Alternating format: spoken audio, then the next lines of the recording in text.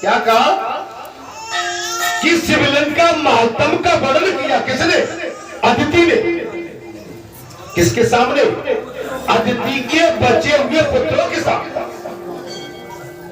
और मैं वर्णन नहीं करूं तो आपकी समझ में आएगा क्या? मुझे वर्णन तो करना पड़ेगा, मातम तो बताना पड़ेगा। हालांकि जो गोपनीय बात रहती है, बालाजी महाराज तुमने जो कराया सो मैंने बता दिया, क्षमा करना मुझे।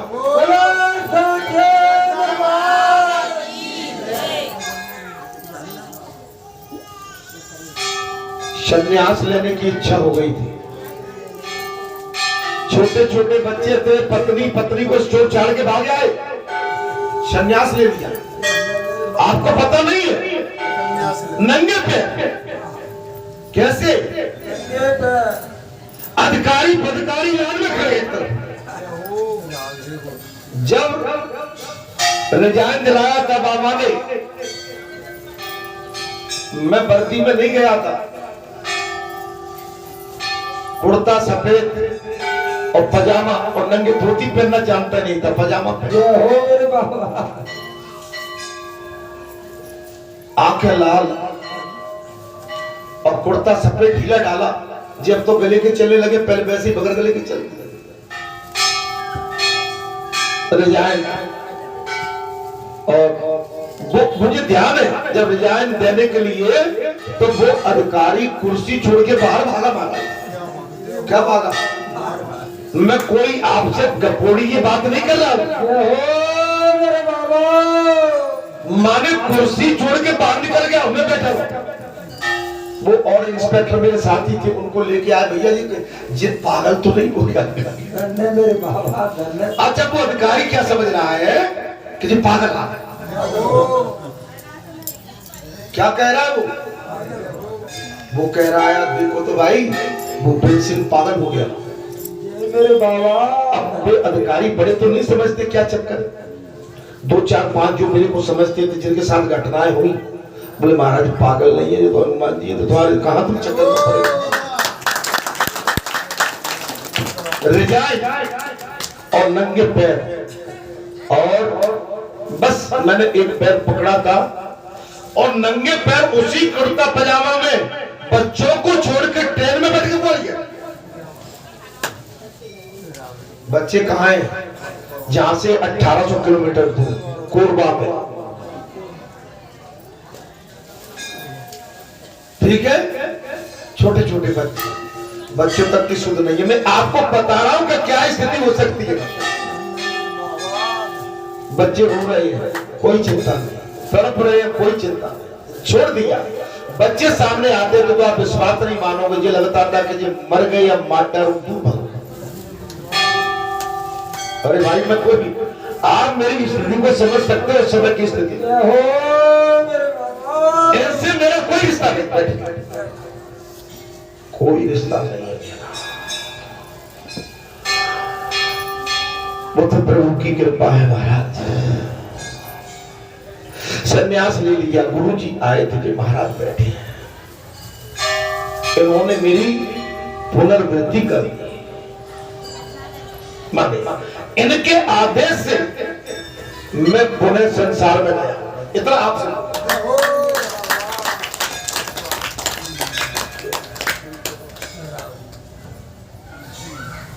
क्या बताऊं, बड़ी बड़ी आपत्ति।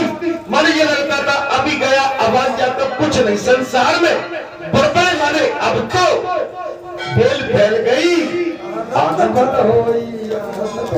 आज लगता है कि कुछ भी नहीं है, लेकिन वो संकट, वो घड़ी और वो पल, वो क्षण, माने या तो आपकी वो पुत्र वधू जानती है, बच्चे तो अबोध थे, या मैं समझता हूं वो घड़ी कैसी होगी।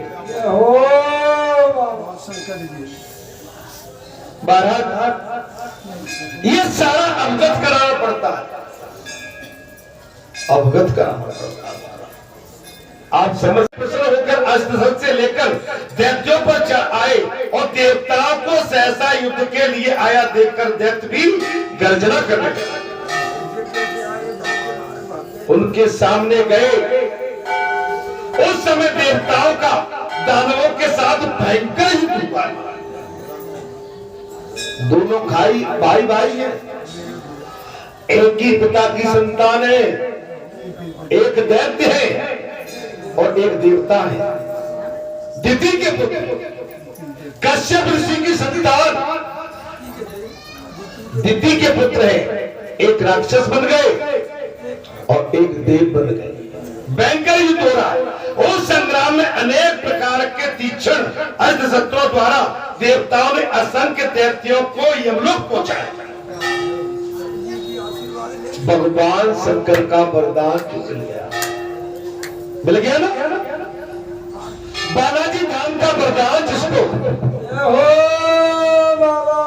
मिल जाता है ना, वो ले जाता भाई। भगवान शंकर का आशीर्वाद जिसे मिल जाए महाराज, वो अमर हो जाता है। जो मारने से बच गए थे, हाँ ठीक है, वे स्वर्ग छोड़कर समुद्र में जा चुके, और जो राक्षस मरने से बच गए थे ना, वो स्वर्ग को छोड़ के समुद्र में जा चुके। सूत जी कहते हैं, ऋषियों, तदंतर इंद्र ने अपना राज्य प्राप्त कर लिया पुनः। कब? जब अदिति ने भगवान शंकर की तपस्या करके वरदान पाया, तब बालाजी धाम कैसे बना? बालाजी प्रकट हुए तब। अब यहाँ की जड़े बेल कैसे फैल रही है? आप दिन रात या अर्चना, पूजा, कथा, भागवत, कीर्तन, संकीर्तन, और आप जैसे निर्मल भक्त आकर भाव विभोर होकर या पर बालाजी से जो आप विश्वास करते हैं, उसी का फल है, उसी का फल है। शेष दानवों ने उस शिवलिंग की महिमा का पता लगाकर शुक्राचार्य जी से पूछा, तब शुक्राचार्य ने उन्हें सब महात्म बताया। फागुन की शिवरात्रि पवित्र होकर जो पुरुष उस शिवलिंग की पूजा करता है, वो काल आ जाने पर भी प्राण नहीं त्यागता। फागुन में पूजा करी के नहीं आपने? महाकाल की, अरे नीलकंठ भगवान की, फागुन के महीने में इसका बहुत बड़ा महत्व है। हम अनायास इधर उधर भटके नहीं। हमारे जो महापर्व होते हैं, जो देव पर्व होते हैं, और जो पितरों के पर्व होते हैं, और मां भगवती शक्ति के पर्व होते हैं, हमें इन पर्वों में पूजा अर्चना व्रत धारण करना चाहिए। निंदा परनिंदा बुराई से हमेशा दूर रहना चाहिए, और पूर्णतः ब्रह्मचर्य का पालन भी करना चाहिए। आपकी पूजा सफल कब होगी? जब आप ब्रह्मचर्य का पालन करेंगे तब। आपके अंदर एनर्जी कब आएगी? जब ब्रह्मचर्य का पालन करेंगे तब, तपस्या करेंगे तब, साधना करेंगे तब, और बिल्कुल संयम में रहेंगे तब।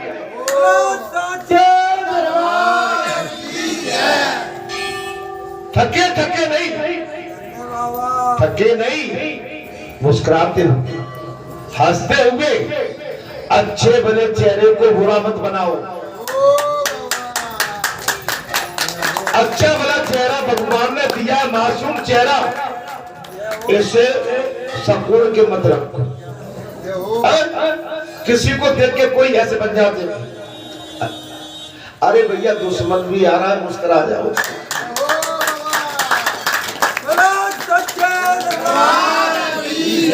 कोई गाली दे रहा है तो जोर से हंस जाओ।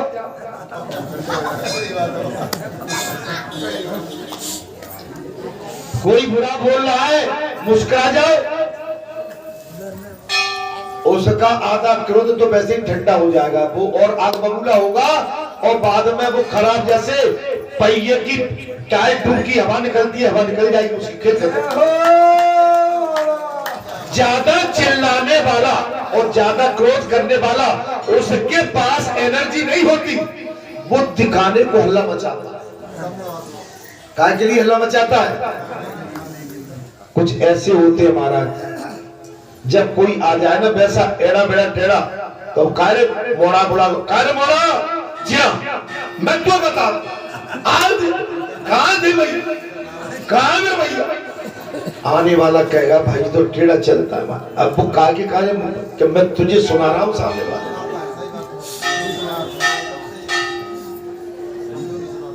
कमजोर सुनाएगा और वैसा होगा भैया बैठ जाए।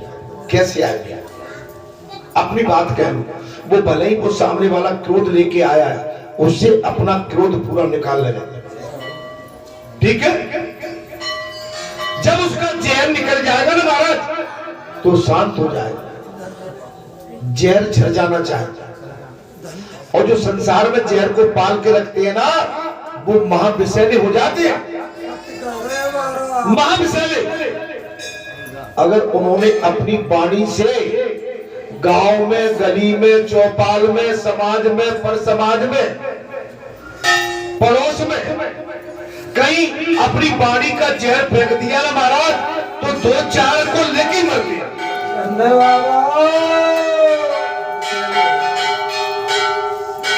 मैं कुछ ज्यादा तो नहीं बोल रहा,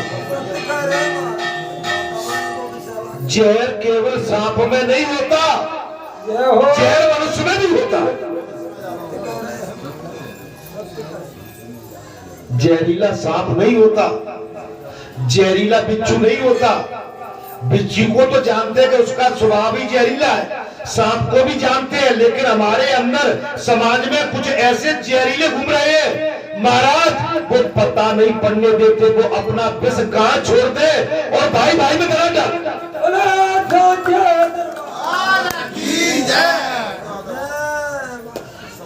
समाज में दरार डाल दे, पिता पुत्र में डाल दे, पति पत्नी में दरार डाल दे। ऐसे जहरीलों से बच के रहो।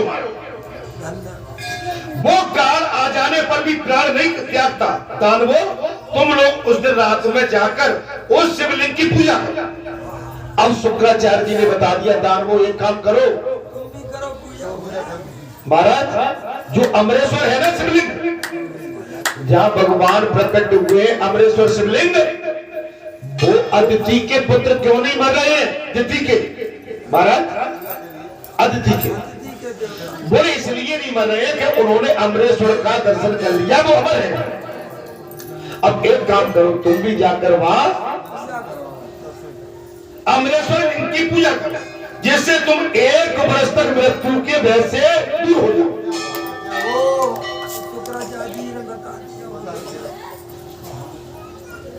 कुछ उत्पादी यहां भी आते हैं। अब तुम कहते हो कि इनका तो कुछ हो नहीं रहा था, तो चक्कर है भागा कि हम जहाँ रोज आते हैं तो हमें तो लंबो आशीर्वाद मिल गो। तो यहाँ की महिमा है कि जहाँ पर पैसे आ जाता बिना आशीर्वाद मिल जाता है ना।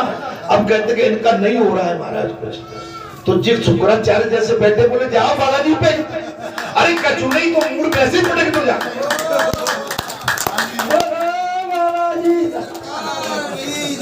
और कुछ ऐसे ऋषि शुक्राचार्य जैसे होते हैं बोले बालाजी तो शिवर लड़ेंगे पर बालाजी पे सीध हो रही है, भाट टेढ़ हो तो बालाजी तेरे मारे 4 जगह से टूट जाते हैं महाराज। ऐसे भी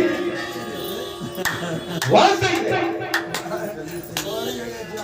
बाकी तू कहूं टड़ार कछु भी कर बद कर वहां सही है, वहां पैसे चाहे तू कुछ भी कर, लेकिन बालाजी पे तो भाई बालाजी पे जो सीधा आएगा तो बालाजी कहते हैं कि भाई ठीक है अब जब मेरे पास आ गया है तो मैं इसका अनहित भी नहीं होने दूंगा। शुक्राचार्य जी ने गणित दे दिया दैत्यों को, बोल एक काम करो, अदिति के देव पुरुष है ना वो अमरेश्वर अमरेश्वर शिवलिंग के दर्शन करते हैं, इसलिए 1 साल तक उनकी मृत्यु नहीं हो सकती। तुम भी जाओ और युद्ध करते रहना, तुम में से कोई नहीं मरेगा 1 साल तक, तुम भी अमर हो जाओ। इंद्र को नारद जी से दैत्यों को ये मंत्रणा ज्ञात हो। नारद जी ने कह दी कि अब तो वहां दैत्य भी पहुंचने लगे, और इंद्र को जो बता दिया नारद जी ने, तब उन्होंने सब देवताओं के साथ विचार किया कि जैसे भी हो सके हमें महादेव जी की रक्षा के लिए उत्तम से उत्तम उपयोग करना, उपाय करना चाहिए। ऐसा निश्चित करके 33 कोटि देवता अस्त्र शस्त्रों के साथ उस शिवलिंग की रक्षा के लिए हाटकेश्वर क्षेत्र में आकर स्थित हो गए। दैत्य पूजा न कर पाए, नहीं तो अमर हो जाएंगे। जब कुछ उद्यमी आते हैं ना, नारियल फोड़ जाते हैं तो उनको बच जाते हैं। नहीं आप नहीं, मैं उनको गलत भाव से नहीं देख रहा हूँ, ऐसा है। आपने देखा होगा मंदिरों से घंटे उठा ले जाते हैं लेकिन नारियल फोड़ देते हैं पहले, ठीक है। मंदिरों के मुकुट उतार ले जाते हैं तो पहले प्रसाद चढ़ा देते हैं, तो भगवान कहते हैं कि इसने प्रसाद चढ़ाया, पहले वो बाकी तो बजाने दो इसकी। तो जब इनका पाप बढ़ेगा तो परास्त होंगे महाराज। पाप जब प्रबल हो जाए, जब हद पार कर जाए, तब फिर उनका विनाश करने में भगवान को राम न मारे काऊ को ऐसे मोटे राम, अपने आप मर जाएंगे सो कर होते। देवता लगा दिए 36 कोटि देवता, उन्हें देखकर दानव भयभीत होकर सारी दिशाओं में भागने लगे।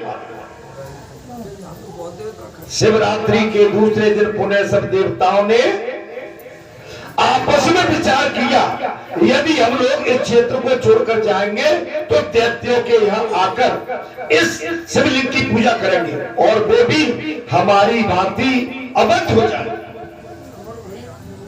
देवताओं ने विचार किया, अगर हम इस स्थान को छोड़ के चले गए, क्या चले गए महाराज, तो असुर भी प्रबल हो जाएंगे। तो बालाजी धाम को छोड़ के तो नहीं जाओगे ना, अगर कहीं छोड़ के चले गए तो जो दैत्य अभी चुपके आते हैं ना, वो फिर खुलेआम घूमेंगे। हो मेरे बाबा, अभी आपकी संख्या को देख के दैत्य भी बिल्कुल सहमे सहमे रहते हैं। मेरी बात समझ में आ रही है कि नहीं आ रही? तो भैया बालाजी धाम को छोड़ के कहीं मत जाना, बस उनकी शरण में बालाजी आपकी रक्षा की गारंटी देते हैं। कब? तब आप उनके पक्के बन के रहोगे तब।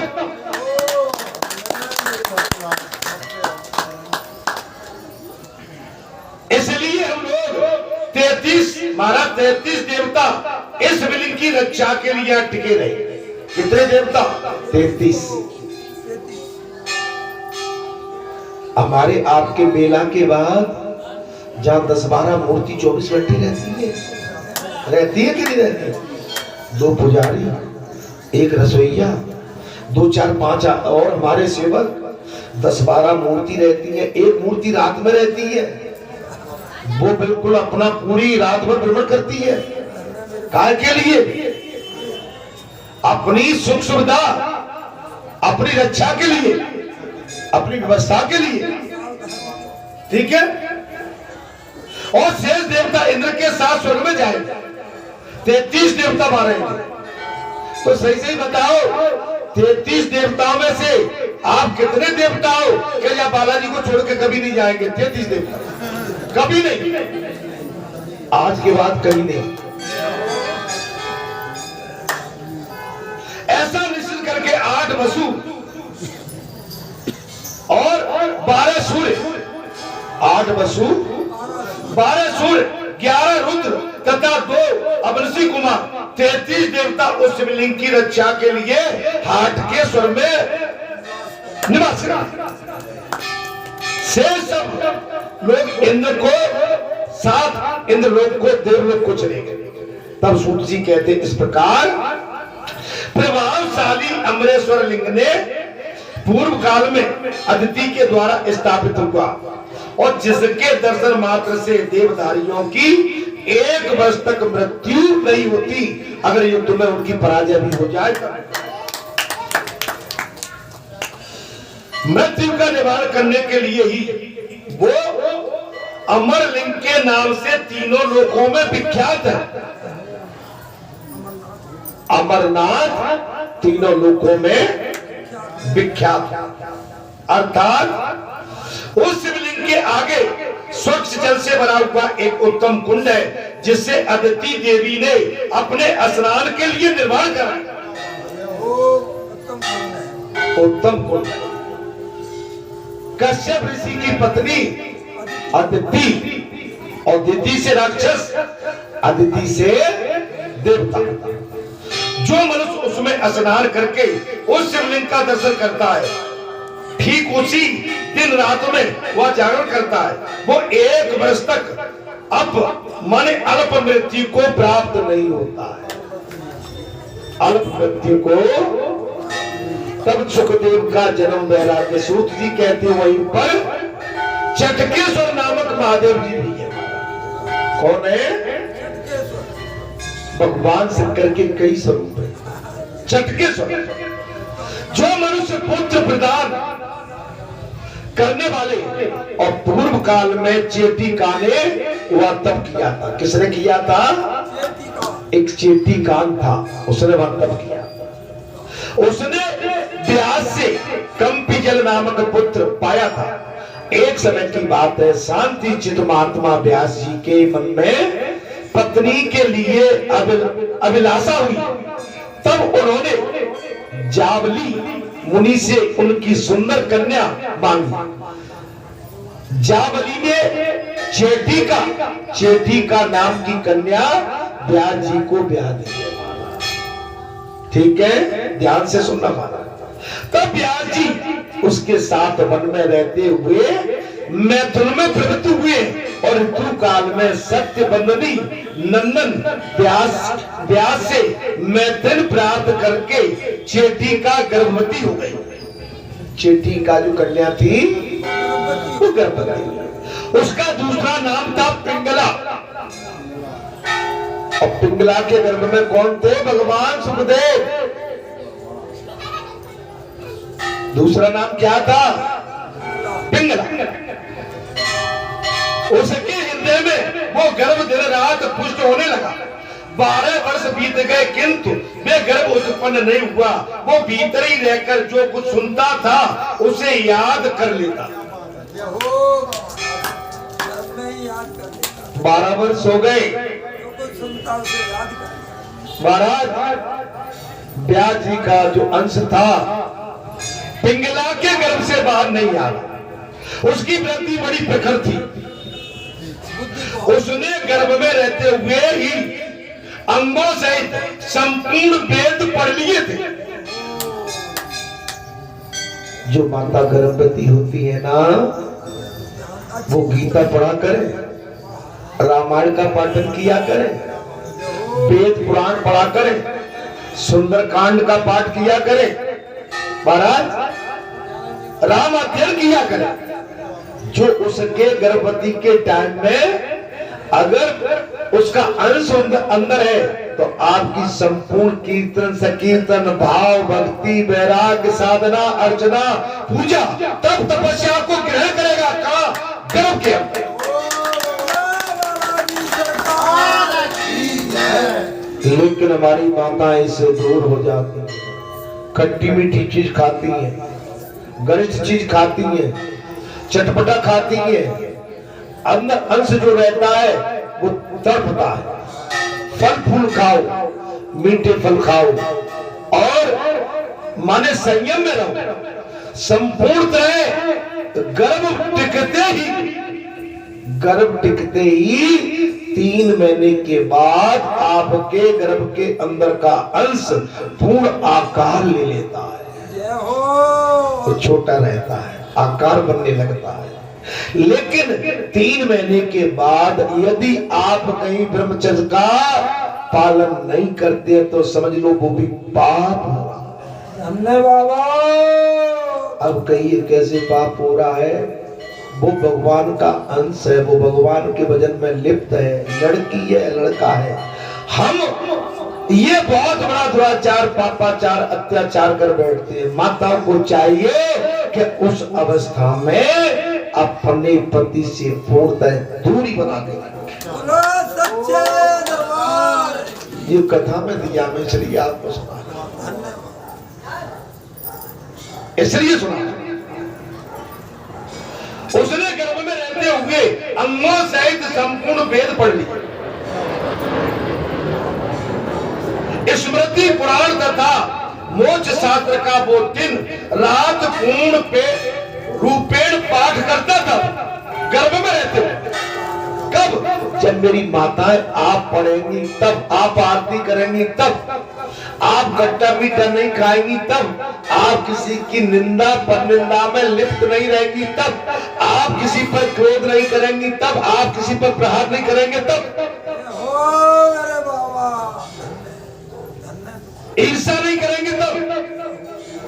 गर्भवती महिला गौ की तरह होती है। गौ गर्भवती धारण करते ही वो महिला गौ हो जाती, शील सुशील, धीर वीर गंभीर निष्ठावान, तब माता बात तब जमती है। कब?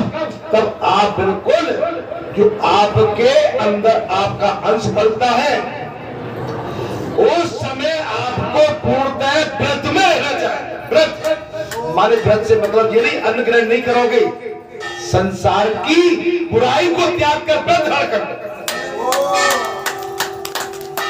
और फिर देखो कैसे ध्रुव आते हैं, फिर देखो कैसे प्रहलाद आते हैं, फिर देखो कैसे नारद आते हैं, फिर देखो कैसे सुखदेव आते हैं, फिर देखो कैसे तुलसीदास, सूरदास, रविदास, कबीरदास, फिर देखो कैसे राजा दशरथ आते हैं, कैसे जनक आते हैं, कैसे हरिश्चंद्र आते हैं, कैसे हनुमान आते हैं, फिर देखो आपके गर्भ में कैसे राम आते हैं, कैसे कृष्ण आते हैं। कब? जब व्रत करेंगे तब, और संसार में लिप्त रहेंगे तो जो अदिति की गति हो रही है, कहीं राक्षस पल्ले पड़ गया तो तुम्हारे हमारे गर्भ को भी लज्जित कर दिया।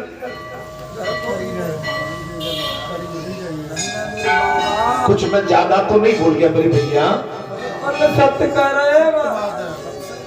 माताओं थोड़ा ध्यान दो, आपके अंदर ही राम है, आपके अंदर ही कृष्ण है, आपके अंदर सुखदेव है, तो आपके अंदर पूरी सृष्टि के भगवान है। बैठो बैठो। रात पूर्ण पेड़ पाठ करता था, वो गर्भ में जो जो वृद्धि को प्राप्त होता था त्यों तो उसकी माता अत्यंत पीड़ा को प्राप्त और व्याकुल होती। 12 साल हो गई, माता को पीड़ा, माता का गर्भ बढ़ रहा है, वो तो पढ़ने भी लगा, ऊधम मचाने लगा। हमारी माताएं कहती है ना, जब गर्भवती होती है देखो तो सही, ये जाम ऐसा हल्ला मचा रहा है, कभी इधर ठुस्सा पैर का देता है।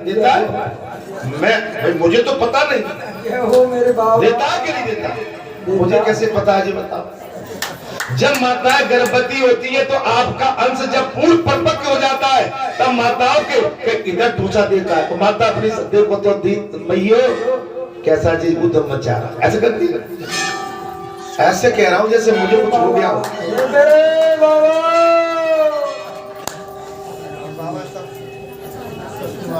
प्रियंकला माँ जी कह रही है, किनकी ब्याज जी की पत्नी है।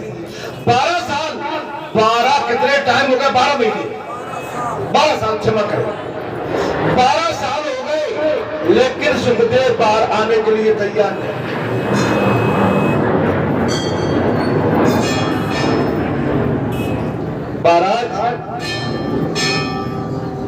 वो दिनों दिन वृद्धि की ओर है, वो वाला दिनों दिन वृद्धि को प्राप्त होता है, जो तो उसकी माता अत्यंत पीड़ा को प्राप्त होकर व्याकुल होती जाती है।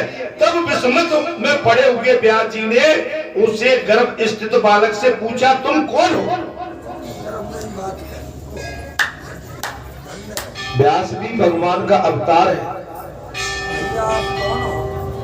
व्यास जी ने पूछा, भैया मेरी पत्नी के गर्भ में इतने लंबे टाइम तक ठहरने वाले